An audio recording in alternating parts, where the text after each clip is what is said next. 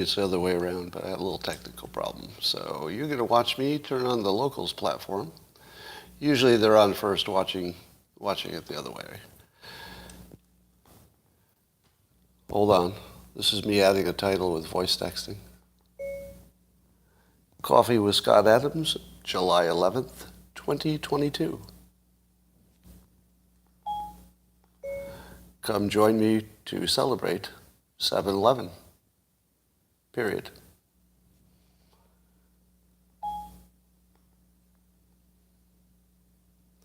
And we're live. Hey.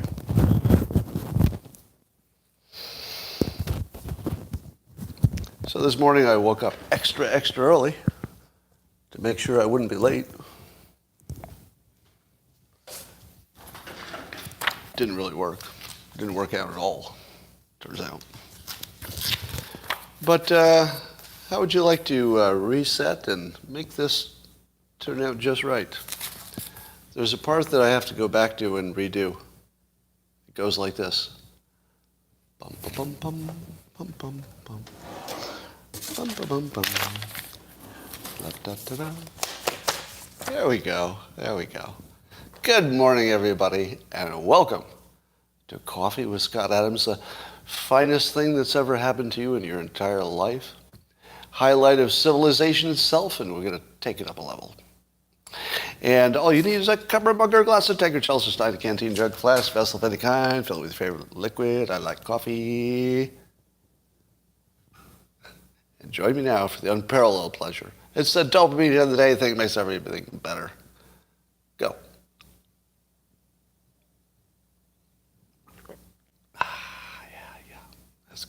That's good. Well, how many of you saw my doorbell video of my DoorDash delivery guy stealing a package from my front door? I posted it on Twitter. And, you know, it's interesting. So it's a package from Amazon, but it's a DoorDash guy stealing it. Now, the value of the package, I can tell you since I figured out what was in it, was maybe $10, approximately a $10 value. In fact, it was just a female product for some cosmetic beauty purpose. Completely useless. Now, how much work am I going to put into correcting this $10 loss?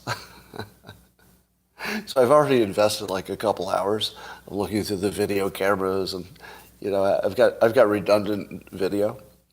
But I'll tell you my favorite part of the video that you haven't seen, because the video I posted is a view from behind, so you don't see the face of the perpetrator.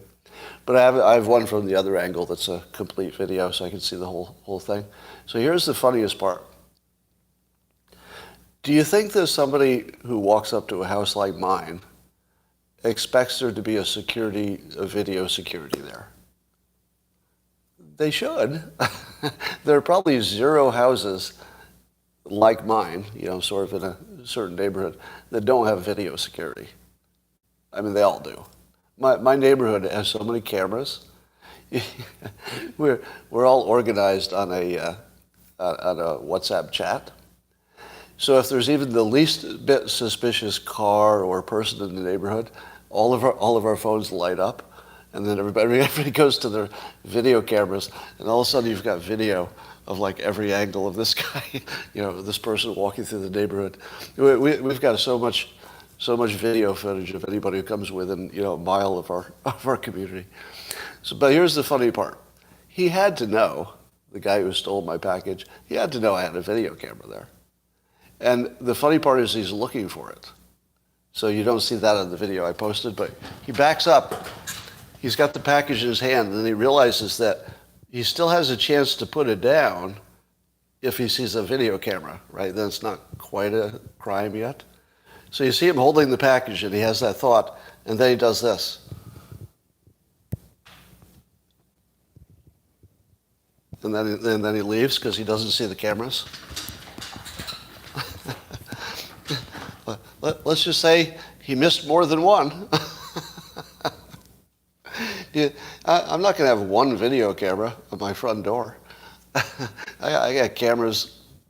Even I don't know where they are. I can see anything in my house. So anyway, I sent it to AP, and they asked for some stuff that's hard for me to find, and I probably won't follow up, but we'll see. And by the way, have you ever had trouble with customer support? You try to get them on the phone or the chat thing, and it just takes forever and doesn't work. But I find that if you have a certain amount of followers on Twitter, you don't need to use customer support anymore. You just tweet it. and I honestly feel bad when I do it, because I know not everybody can do it. It was just sort of a special situation. But when I tweet something like this, it takes about 5 minutes for the corporate office to, stop what they're doing. So I always laugh. There's somebody who stopped what they're doing today at DoorDash. Somebody's schedule is a little bit different today. All right. AP has a story out. They say that public trust has eroded. Public trust, especially in the news. And what do you think that's about? Here's what the AP said. They said, for experts who study misinformation, it's good to know that there are experts who study misinformation. Experts, huh? Where does misinformation come from? Well, that's another story. But the experts who study misinformation and human cognition, they say the fraying of trust, this is the AP tweet, the fraying of trust is in part tied to the rise of the internet and the way it can be exploited on contentious issues of social and economic change. So there you have it. So the reason for the change in trust is something about the internet and the way it can be exploited. I guess that's one way to frame it. That's one way. Well, what would be, let's brainstorm a little bit. Can anybody think of another reason the public would not have trust in the news? What would it be? Would it be because the news stopped even trying to report news and just started making up bullshit? I'm just going to throw that out as a hypothesis. Could it be that the public noticed that the news is not true? But not only did we notice that it's not true, because I think we could have been okay with that, because that would just look like a mistake. We all understand that the news gets updated. So I don't think people would have a problem with it just being a mistake. Am I right? I mean, we'd complain about it, but we'd get over that. A mistake's a mistake. Everybody makes them. But when you realize that the news is intentionally fake, then the correct response is to not trust it. Now, shouldn't this story be the public has finally wised up that the news is intentionally fake, and now they're reacting completely rationally and appropriately? And it's good news that they don't believe this anymore. Isn't it good news? Why are they reporting it like there's something wrong with the public, and there's something wrong with some bad characters and maybe something about the internet, when really it's just people like the AP, isn't it? Isn't it just the news literally and obviously making up shit that is the problem? Am I wrong about that? Now imagine, if you will, I would imagine the AP and their experts would argue something like this. I'm just speculating because I don't know what they would say. But I think they would argue something like this. They would say, but we're not talking about the news reports. We're talking about the crap that you see on the internet. Yeah, no, this isn't the topic. We're not talking about the news. It has its problems. But we're talking about rumors on the internet that people believe. That's really the topic we're talking about. To which I say, do you think people would believe rumors on the internet if they had a reliable news source that could tell them if that stuff was true or not? Don't you think it matters that they can't check if it's true? They don't have anybody they trust, like a news organization, to say, that stuff from Q, I'm not sure that's all real. Oh, okay, I guess they did say that. But imagine if the news were still credible. Imagine if the news was credible or were credible. If the news told you that Q is all made up and it's not real, but everything else that the news told you sounded pretty credible except when it was a legitimate mistake, wouldn't you be inclined to believe them? If they had a track record of telling you the truth and doing a pretty good job. But they don't. They don't have any track record. In fact, as I was tweeting this morning, do you remember when you were so innocent that if the news didn't cover a story, what did you assume was true? If the news just ignored a story that you thought was a story, but they don't touch it, what did you assume was true about that? That it wasn't really a story. That they had looked into it and there was nothing there. So they didn't even need to report that it was false. It just wasn't there. So they just ignored it. But do you believe that now? In 2022, do you believe that if the news doesn't cover a story, the reason is they looked into it and there's nothing there? No. You are just as likely to believe they looked into it and found something there, and that's why it's not being reported. So here's another example of why we don't trust the press. CNN is now going full-throated, Generation 4 nuclear is a good idea. And there's a story on there about how Bill Gates and his TerraPower is building a plant in Wyoming that will be one of these next-generation, cheaper, smaller, safer kinds of nuclear energy. And CNN is treating it like it's just all good news, and that the problems of the past may be solved by this new technology. Now, did you expect that? Did you expect that CNN would just go full-throated, hey, this is looking good. We're going to need some of this nuclear energy to solve climate change. It's green. It's all green. Now, some of this may be the change in management leadership at CNN, because I've been tracking that, sort of calling it out whenever they do something that doesn't look like it's just complete bullshit. I call it out because I'd like to see that's funny, but bigoted. Cut it out. But funny. So, I want to tell you the joke on YouTube, but I'll get kicked off, so I'm not going to. We'll keep that in locals. The reason I have a locals, community, they pay a subscription fee, is because we don't worry about the getting offended over there. You can offend me all you want. No, nobody gets offended over there. And it's all good people, so there's not much to worry about. All right, so that's a big deal. Now, if you're trying to wonder why the public doesn't trust you, what was it that CNN learned about nuclear energy this month, let's say, that causes them to do a positive story about nuclear energy? What did CNN learn that's new compared to, let's say, 2 years ago or 3 years ago? What's new?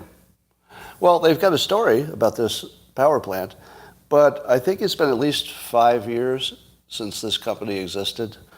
Longer, I think. TerraPower. So it's been a story in the news for, 5 years. And the whole time the story was it's going to be newer, cheaper, safer. And we're pretty sure we know how to do it. But now it's news. Now, this is why people don't trust the news. Because 3 years ago, they were reporting this story as the opposite of what they're reporting now. The opposite. Ooh, nuclear energy, it's kind of scary stuff. It's never going to help us. Too slow, too expensive. And now it's just the opposite. And nothing changed, except some years went by, and there was a whole lot of persuading in between. So that's why people don't trust it. Here's some new, maybe fake news, I don't know.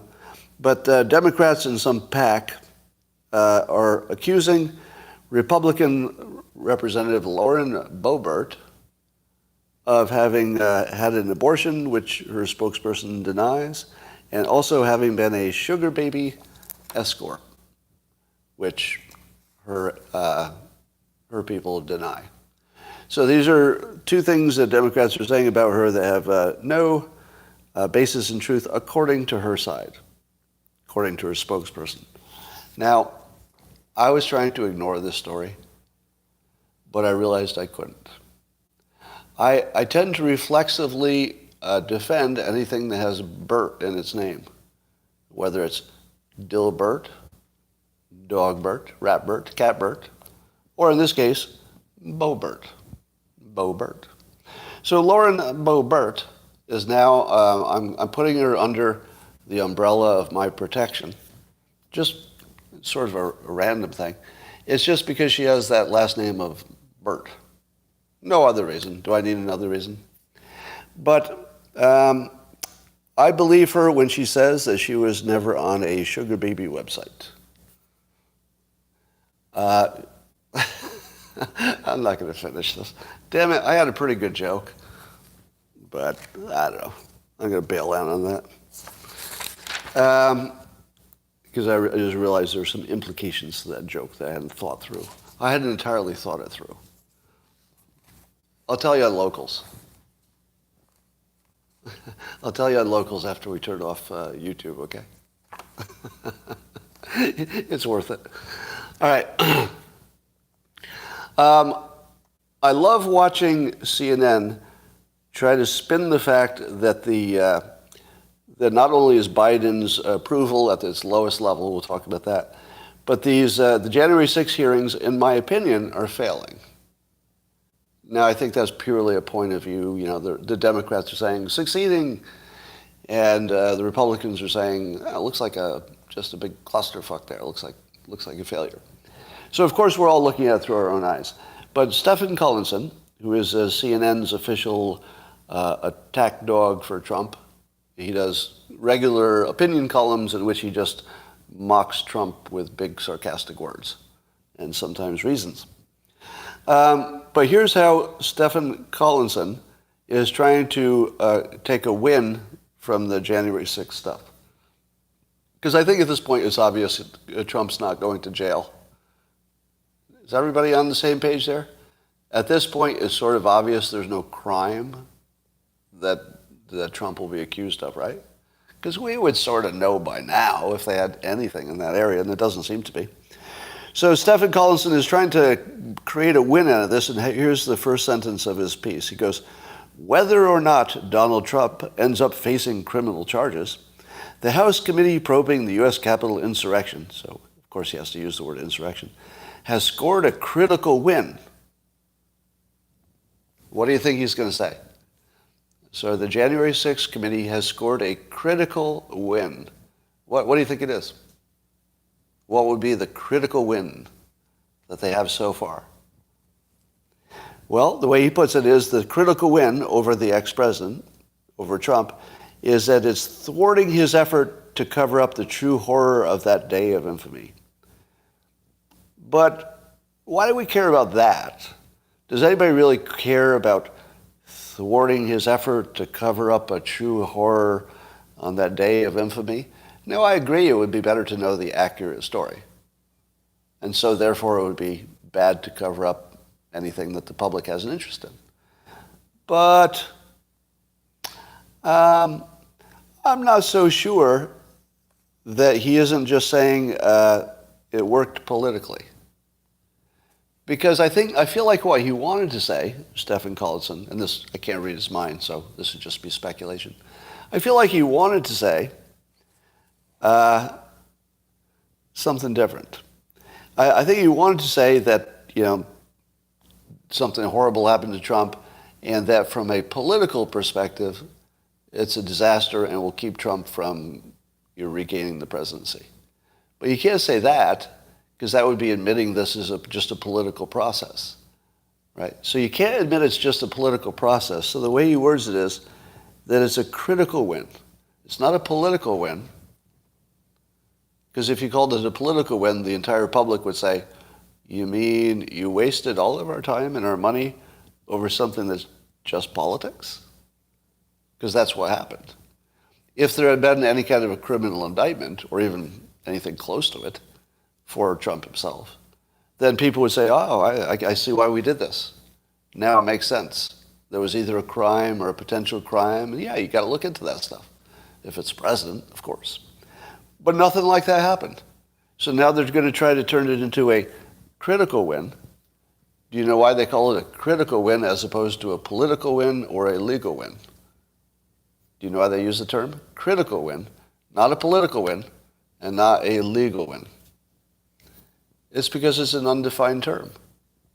Here he is trying to score a win, but the only way he can describe the win is with an undefined term, critical.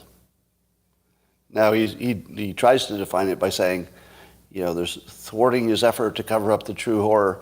But is that critical? What is critical about having a little more clarity over something? I think we all understood the basic idea, right? Was there anybody who thought all of the protesters were bad? No. Is there anybody who thought that none of the protesters were bad? No. Everybody said some bad people, most of them not. We're all on the same page. But to call it a critical win is clearly signaling that they didn't get what they wanted. Because if you got what you wanted, do you know what you say? Here's what we won. Here it is. We won an election. We moved the poll numbers one way or the other. We made money. We lost money. We changed the opinion of the public. Anything. They didn't do anything. There was literally nothing that happened. Nobody's opinion got changed. I don't think so. All right. So Biden's now polling, according to the New York Times poll, a 33% approval. Have we ever seen a president at 33%? Is there anybody who's got access to Carter or... I'm sorry, I read the name Carter going by in the comments. Does anybody have access to Google? Was somebody at 28%? I don't know. But there's another poll, even lower, an interactive poll, it's called, the IA polls. And on that, Biden hit an all-time low of 29%. 29%. Have we ever seen a president in the 20s? Now, that's not an official 20s because the other pollsters are going to be higher. But we've never seen that, right? Now, I saw the tweet by Adam, MD, that he notes that if 29% is the right number of approval for Biden, there were only 4% from the floor. It's an inside joke. The inside joke is, I've noted that 25% of people, well, it might be a different 25%, but will get every question wrong. You can guarantee that 25% of the public will get any question wrong, no matter how simple. And here's another one. So Biden's going to be hitting the theoretical lowest number of approval that our society can produce. Because I don't think you can produce lower than 25. And the reason is that 25% will get every question wrong, just reliably. I mean, it's just a joke, but it seems true. Is 81 million votes really 25% of the United States? It's kind of close.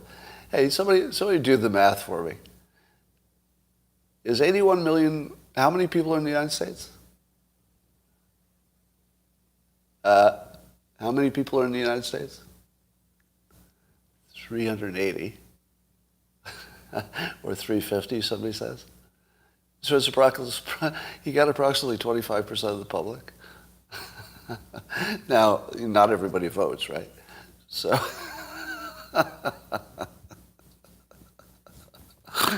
Oh, that's a funny coincidence. All right, so now that Biden's down in the 20s or maybe the low 30s in approval, I want to revisit something. So, like many of you, I lost a good friend over politics, over Trump specifically. And I'm wondering if this is the time to maybe reach out to him. Now, a number of people said, well, he can't really be a friend if he unfriended you because of politics. And I think I was misleading. He didn't unfriend me over politics. That didn't happen. I unfriended him over politics because he couldn't leave me alone. Every day, it seemed like every day I'd get some lengthy message telling me that I was a monster for supporting Trump. And, I get the point. I caught on to his opinion fairly early on. But hearing it every day, it was more than I could handle, so I had to just basically ghost him. So I'm wondering, should I reach out?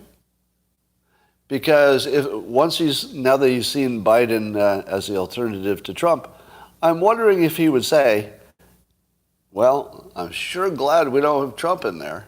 Or would he say, well, okay, it's better than having Trump. Yeah, it's a disaster. I don't know what he would say. I don't know what he would say. I don't think I would do a told you so victory dance. I think that would be a little over the top. But I think he should have developed some humility about his opinion by now. And I'm wondering if that would help us have a productive conversation. But I'm just thinking about it. If you're thinking about reaching out to any of your friends you lost, this might be a good time. I think the timing is good to make your friends back. All right.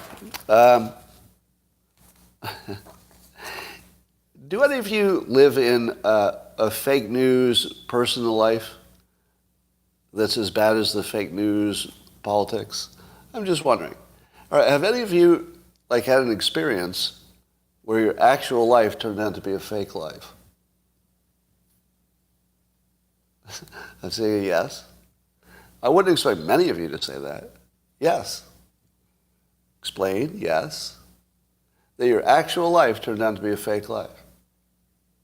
Well, I don't like to get too deeply into my personal life, but I'll just tell you one thing that happened to me that just reminded me that we don't live in the same reality. All right? So most of you know, because I'm a public figure, that I'm going through completing a divorce. Now, it's newer news for you, but it's older news for me, so it's like a year in the process. So I'm kind of beyond all the ugly part. I'm in the reflection part, right? No, stop saying you're sorry. My point is that it's old news to me, right? So we've both moved on very much, right? So we've moved on about as much as you can move on, so everything's good. We've worked out the details and stuff. So everything's good. And I saw her the other day, and I thought to ask this question. Did she know why we were getting divorced? And she wasn't sure. And then she described a specific situation in which she thought I had been reacting to a story about us.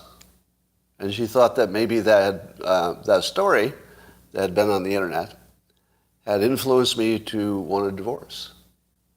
And I said, what? I'd never even heard of it. I didn't even know what the story was. And in fact, when she told me, it was the first time I'd ever heard it. So a year into a divorce, she didn't know why. It wasn't even close. Isn't that weird? It's like, didn't even know, even in the general ballpark of the reason. And I'm thinking to myself, I'm pretty sure we discussed it. But now I don't want to get into, my situation, because that's not really the point. The point is, do you have any situations like that in which somebody who's actually that close to you in your personal life is living, at least in their mind, a completely different life?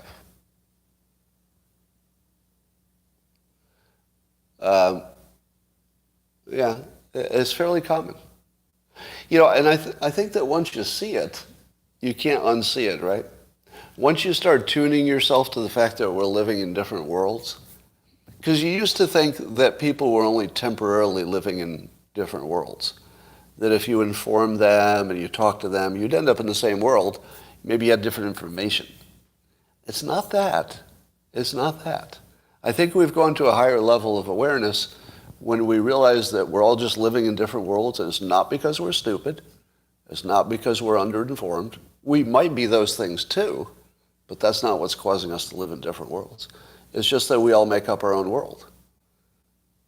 That is really important to understand. We just make up our own world. It doesn't matter how smart or well-informed you are. Once you get that, everything is easier. Your whole life will be more stress-free when you realize that we're not creatures of reason and thought and data. We try to be, but we're not close. We're nowhere in the neighborhood of being those people, but we'd like to be. All right. I saw a good joke from a user on Twitter, Denlesks. And he says, now listen to this carefully. It's a clever joke. You have to listen to all the words. He says, at this point, I'd rather Hunter Biden be our president than Joe. Hunter lines his blow and screws prostitutes. Joe blows his lines and screws us. So Hunter lines his blow and screws prostitutes, but Joe blows his lines and screws us. Pretty good. Pretty good. All right. Let's talk about wokeness. So you've heard my opinion that I think calling people what they would like to be called is just good manners. And then I also resist people forcing me to do anything because I'm willing to do it. It's good manners. But I'm not willing to do crazy things, and I'm not willing to get punished if I get one wrong, right? If I use a wrong term. I'm not willing to take any punishment for it because I think manners have to work both ways, right? A little bit of forgiveness both ways. So I saw this criticism of me. It was in response to a Matt Walsh comment. But the comment was about me. It's from RealCamDog, Twitter user. And he says, right on to Matt Walsh about whatever Matt Walsh was saying. And then he refers to me. He goes, Scott Adams says, Scott Adams could learn something from you, meaning Matt Walsh. And then this user says, he has gone full woke now, meaning me. In a show last week, he accepted and used the left's way of using language. I can't even take him serious now. That should be seriously. And it should be, I can't take him seriously. And you should get rid of the even. Even doesn't add anything. I can't even take him seriously. Take away the even. And then serious should be seriously. And then you could get rid of the now because that's the context. Right? So I just had to take a pause to fix your horrible sentence. But he says, I can't even take him serious now. And then he says of me, he said at one point, quote, I don't want to dead name, so I'll be clear, blah, blah. So he says that he's sickened by me, basically, because I've bought into the left's requirement. To which I said to him, the part I don't like is when, I said, I like the part of wokeness in which people inform me how they prefer to be addressed. That's good manners. For example, if a woman wanted me to address her as Ms. or Miss or Mrs., would you object to that? Would you object to any of those words? I wouldn't. Suppose somebody asked me, and this happens all the time because I'm a famous person. When people talk to famous people and they've gotten familiar, they'll sometimes say, may I call you Scott? To which I say, of course, that being my name and everything. So it's a normal custom that we ask people how they'd like to be addressed, and then we do our best to use it, right? Now, the problem is if you do it wrong. Maybe you have good intentions, but you do it wrong. So here's what I said in my tweet. I said, I like the part of wokeness in which people inform me how they prefer to be addressed. That's just good manners. And then I added, the part I don't like is when people such as this guy, the guy tweeting at me, or the LGBT community, tell me there will be penalties if I use the wrong word.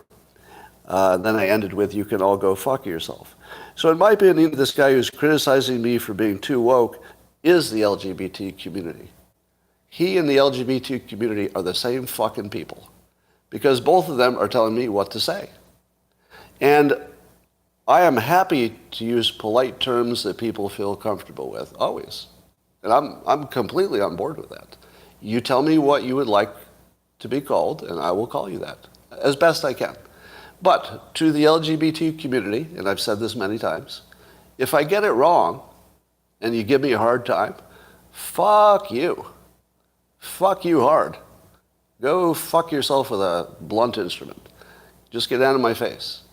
Because if you can't give me a little bit of manners in return, well, then you don't deserve any. That's how it works, right? We're polite to polite people. If somebody's not polite to you, you get to shoot back. That's how it works. So would I go any harder on the LGBT community if they came after me for making a mistake, which is what it would be, because I wouldn't do it intentionally. It would just be a mistake. Would I be as hard as him as this guy who thinks I shouldn't use their word?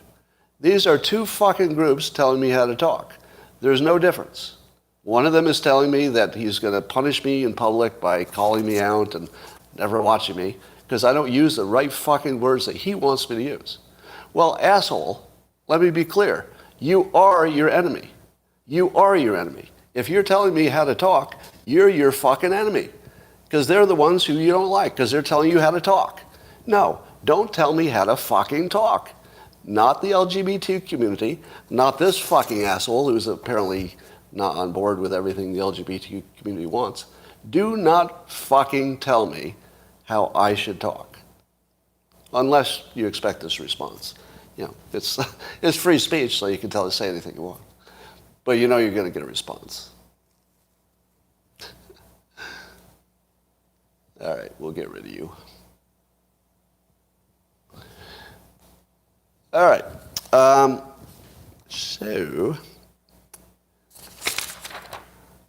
And then, here's what a comment back to me on my comment was. If you're using preferred pronouns instead of reality, this is somebody else's opinion, that's idiocy. Not good manners. Not playing pretend with these psychos. So he doesn't want me to depart reality for the purpose of manners. What do you think of that? Do you think that people should depart reality just to be polite? Is that a good idea or a bad idea to depart reality to be polite? Do you know what manners even are? What do manners have to do with reality? When I go to dinner and the woman I'm with is served first, what's the reason for that?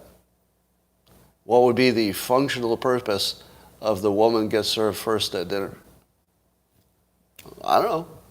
Well, what is the purpose for me opening a door for another person who is perfectly able-bodied? I don't know. None of these are really based on reality. Yeah, just some shit bothers you and some stuff doesn't. That's it. So, women eat slower. Somebody says there's a reason. Because women eat slower, so they have to get their food first. Well, nice try. that was a nicer try than I would have imagined. All right. Aaron Rupar got a little public conversation on Twitter. There's a clip of Governor Youngkin of Virginia being interviewed. And Aaron Rupar tweeted it, and his own words that he put on the tweet, Aaron Rupar, was, Governor Glenn Youngkin on CBS indicates he'd support a full abortion ban in Virginia, with exceptions for rape, incest, and health. And then I saw other people tweeting at him and saying, I just listened to it. He didn't say that. And so I thought, what? Why would you send a clip around and say it says A when the other people looking at it are saying, I'm listening to it too. He didn't say that. So I listened to it and he didn't say that. He did not say it. So what's going on? I mean, it's very clearly he didn't say it. This isn't one of those, Yanni and Laurel things. I just looked at it and go, okay. He didn't even actually answer a question like that. Right? He just sort of did his political answer that was sort of a dodge. But he didn't answer it one way or the other. And so I said to myself, my God, what's happening? And then I thought, I don't know, it feels like he must really believe what he's saying. Because sometimes you think maybe they're just taking a side and they know it's not true, but if they retweet it, maybe you'll think it's true. But that doesn't look like what's happening. I see what you're saying in the comments. I'll get to that. I don't think that's what's happening. It looked to me like he believed what he said because he said it publicly and he doubled down and he didn't delete it and he said it's right there, blah, blah. And even made fun of people for reading comprehension if they didn't hear it too. And I didn't hear it. And then I reread his tweet. It says he indicates. And I thought, oh wait, I was listening to see if he said it. He didn't say it. But if you say he indicates, that does say that it's an opinion, right? So the word indicates suggests that Aaron Rupar's opinion is that he's revealed his inner thoughts. And on that, I actually agree. I agree with that as an opinion, meaning that you don't know. We don't know his inner thoughts. But I think it's a perfectly reasonable opinion, once you heard the video, that you would say that the governor was avoiding a direct answer to the question, but he was so obviously avoiding the direct answer that it did indicate that maybe he would go there. However, I will add this caveat. There are two reasons he might not want to answer the question. One is that he's signaling that he would, in fact, be in favor of a total ban. But he doesn't want to say it on TV because it'll hurt him. The other is that he doesn't want to say he wouldn't support it because he would lose votes either way. So the politician thing is just to not answer a question you don't need to answer. Because if you do answer it, somebody's not going to like it. But if you don't need to answer it at all, you don't give people reason to vote against you. So I think the way he answered it was clever, but it opens up two possibilities. One is that he wasn't answering the question because he doesn't want to say yes, but also because he didn't want to say no. They both would be bad for him politically. So Aaron Rupar's, I guess I'll call it an opinion, that good reading comprehension would suggest that his avoiding of the question is a pretty strong signal of which way he would go. And on that, I would say that's a fair opinion, but it needs to be clearly an opinion, because I'm not quite there, but I could see how he'd say it. So had Aaron presented this as purely his opinion of what the other guy's opinion was, I'd be okay with that. So I'm trying to be fair here because I have criticized Aaron Rupar for editing or for tweeting videos that were edited to be misleading. This is not one of those. This is one in which he said exactly what he thought, and if you really take the time to deal with it with the exact words he used, I'm okay with it. I disagreed with it on first exposure, but I think I would allow that his opinion is within the bounds of reasonable opinions, even if wrong. Well, have you all wondered if Elon Musk had a secret plan that was not really revealed to you about Twitter? Has that ever occurred to you? It's like, I feel like there's something missing, right? And I think we just found out what it was. So Elon Musk retweeted a meme, or tweeted it. And the meme was 4 pictures of Elon Musk with 4 fake quotes, right? So it's not what he actually said, but it's like, lining up with it. On the Locals platform, you can see the meme because they can paste it in the comments, so it's going by right now. So I'll just read what the meme said. The first panel said, they said I couldn't buy Twitter. The second one says, now they wouldn't disclose the bot information. Then they wouldn't disclose it. He goes, now they want to force me to buy Twitter in court. So far that's what's happened, right? That just describes what happened. And the fourth one says, now they have to disclose bot info in court. What? Wait, what? Seriously? If they sue him to complete the deal, will that give him enough, let's say, purchase? Well, that's a misleading word in this case. Will that give him enough traction that legally he can get their bot information through discovery? But the question is, the discovery has to be relevant to the question, right? I don't know if the discovery would be relevant enough to the question, would it? Because I think you could argue that that's not the point. If Twitter were to argue that it doesn't matter what the reality is, it only matters what contract you signed, and I think they would, then I don't know if they would have to give him that information, would they? Yeah, his claim is that they didn't provide it. But what if they just don't provide it again? Because what if they give the court the same thing they gave Elon Musk? because they say that's all they have. Now, the court could put people on, they could put them under oath and say, is that really all you have? Really? Find an actual programmer who would be in charge of collecting that data, and just put the programmer on the stage, or on the stand. Put him on the stand and say, all right, you're the programmer. Is this really all the information we could get? Are you seriously saying, that you can't tell how many bots there are with internal information? Now, if the engineer says that we really can't, then I don't know if any discovery is necessary, is it? Because if the person who could give us this information says it's not obtainable, it doesn't matter if you want it, it's not obtainable, well, then nothing happens and maybe Elon Musk loses. But do you think this is a real thing? That he could actually force them to give him accurate bot information and they have it? What if they have it? Because I'm not so sure that they have it. If you've ever worked in a big corporation and you were in charge of data, like I was, I worked for a big corporation, 2 of them. In both cases, I was one of the data guys, right? If somebody wanted to know what was true, data-wise, they came to me. They asked me, and I would tell them what was true, because I had the data, usually financial data. And how often was my data wrong? What do you think? How often was my data so wrong that it wouldn't help you with a decision? 25%.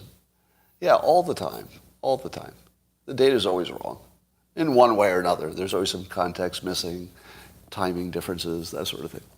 So I don't know. But if it turned out that that's what Elon Musk had in mind all along, and I won't say that he had one path all along, because I can't imagine him being a one-path guy.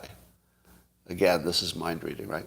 But I can't imagine that Elon Musk thinks of his strategies in terms of there's one thing I'm going to do and only that, and I'm going to get it done. I feel like he's intellectually flexible so that he has several paths that could work, and he's monitoring them at all times, and this one just opened up, so we'll take this path. So maybe he thought of this the whole time, and that was the trap. Or maybe not. I don't know. And then my last line of notes seems to be something that was left on the printer that has no application to anything we're talking about whatsoever. And so, ladies and gentlemen, even though I was late today, super late, I think I delivered the best live stream you've ever seen in your whole damn life.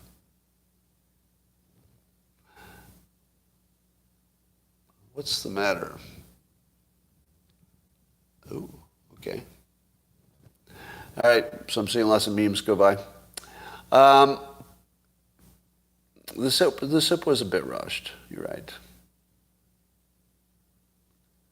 Printers are my worst enemies.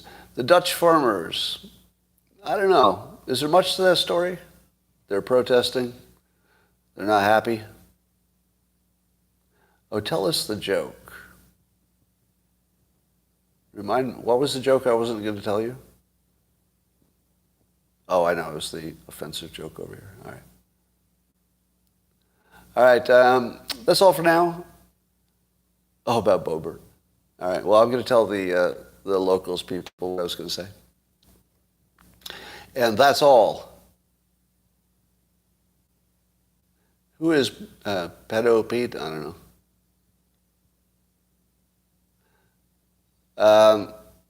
The Uganda gold story. I don't know what's that.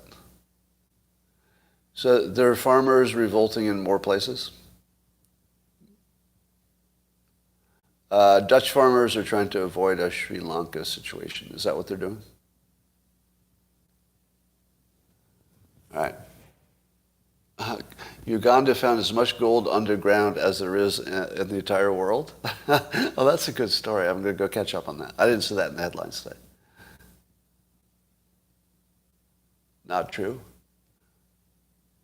All right. So here's another story that I somehow skipped over. This is older data. It's like 7 years old, but it probably hasn't changed that much. 29% of adult women are taking drugs to help with mental illness or mental health. 29%. That was 7 years ago. So, do you believe that number? But here's the problem. If 29% are taking a drug for their mental health, how many of them should be taking a drug and are not? Because there's no way that 100% of the people who have mental health problems are taking drugs, right? It might be half. And the other half don't know that a drug could help, or they're too degraded to get their own help, or they think they're fine, or they don't have health insurance, or they don't have time. But I feel like it's close to 50% would either have a mental health problem or need it. Now, actually, let me ask this. I'm going to ask you the two most sexist questions you've ever seen in your life. And this will show me how much of a terrible, terrible person you are. I'm going to ask you first for women and then for men. Now, forget about what drugs people are taking. So the following questions are not about drugs. They're about what percentage of men and what percentage of women are actually having mental health issues that are substantial. What percentage of women in 2022, adult women, do you think have substantial mental health issues? Adult women. And it has nothing to do with medical treatment, just how many? All right, I'm going to read. I'm seeing half, 40%, 35, 90%, 90, 75, all over the place. High numbers, though. A lot of numbers over 50%, some of them as low as 20%.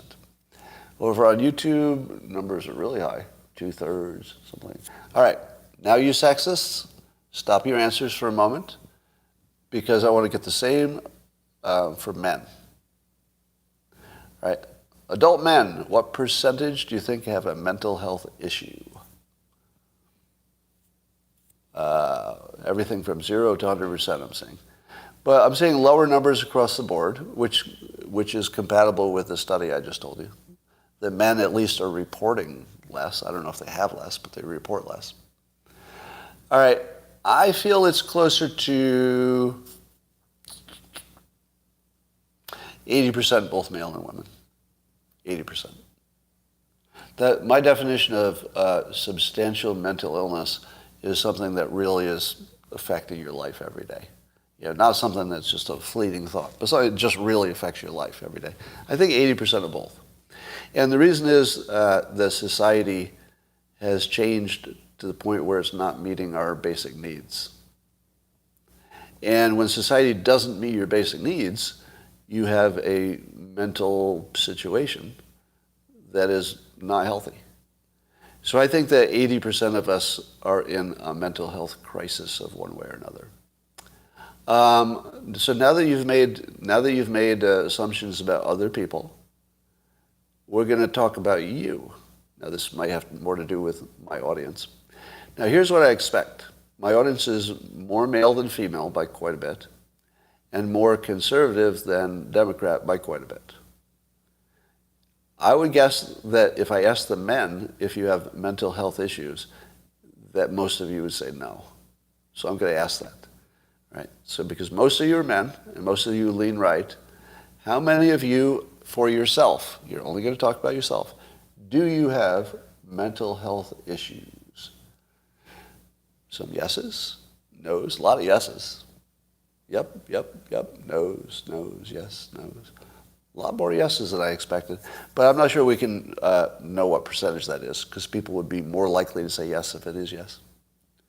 A lot of yeses. Well, a lot of yeses. Yeah, and so here's my take. Even the people who say they don't, they actually do. It's just they have not chosen to define it as a problem yet. They just think it's something else.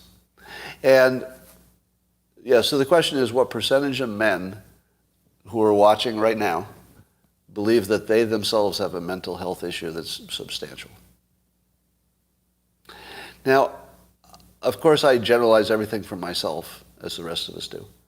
And I feel like I'm probably more mentally strong than just about anybody. And I don't know if it's because I'm awesome or just because I'm old or I've been shit on more times than other people, so I got hardened by it. I don't know. But it just happens to be my situation. I feel I have more mental health than most people. And yet, I feel like I'm always on the edge. I mean, think about that. I mean, in a way, I guess I'm the exception that could prove a point. In order to be the exception and to feel that you have basic, solid mental health, in 2022, you still feel like you're on the edge. I still feel like I'm standing on a ledge, and the ledge is nice and solid. Like my mental health, I'm on a good ledge. But I feel like insanity is just like one step. Do you have anybody feel that?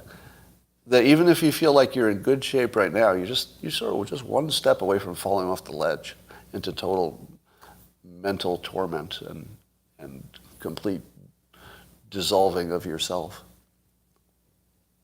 So he says, move out of California. Yeah, maybe. Now, here's my take on it. I think that society has, changed with smartphones and social media and stuff, so that it's just unpleasant to be alive. That's what I think. I think it is simply unpleasant to be alive. If you haven't noticed what's happened in the dating situation, there's a dating holocaust going on that is awful. You don't see it if you're out of the dating game. You don't see it. And it goes like this. Everybody who's above a certain level of attractiveness, it's pretty high. Let's say we're going to be cold and callous and say, if you're an 8 or better out of 10. The people who are an 8 or better, first of all, what percentage of the population is an 8 or better? Not much. Not much. 10%? 15 tops? Yeah, 10%, something like that. The top 10% are absolute whores. Now, you might not notice that if you don't know anybody single. But male or female, absolute whores, complete total sluts, above a certain level of attractiveness. Now, because I'm not above that level, I only get to hear about it. From both men and women. From both men and women. And they're all with multiple partners above a certain attractiveness. Now, here's what the problem is. The people who just want to get on a dating app and just meet somebody nice, everybody's trying to find somebody who's a little better than they are. But they're not on dating apps. If you just go to Match.com, all right, I'm going to tell you something. I have to turn off YouTube now. So the next part is just for the locals people. But thank you for joining, and I'll talk to you tomorrow.